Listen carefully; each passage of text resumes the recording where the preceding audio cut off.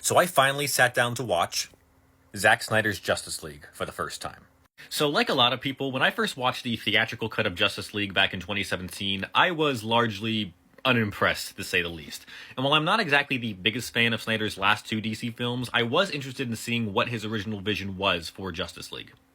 And while I didn't really enjoy this version that much more than the original, I do think this is the superior version in the end.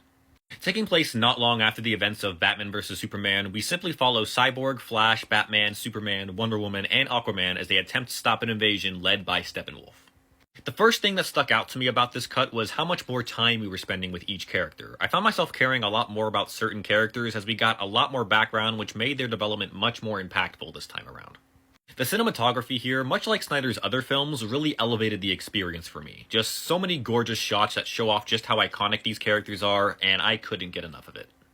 And then the score by Tom Holkenborg was just superb. It was both thunderous and epic at times, but then also more subtle and reflective when it needed to be. It was one of my favorite parts of this movie.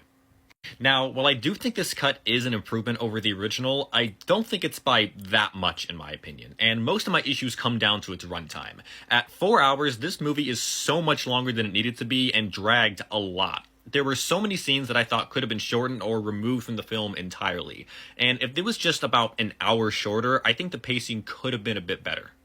And then, on a lesser note, I also still wasn't that impressed with Steppenwolf as a villain. That being said, I do think it was a bit more intimidating this time around, and did have a bit more backstory to him, so I do think this version of him is better than what we got before, even if just by a little bit.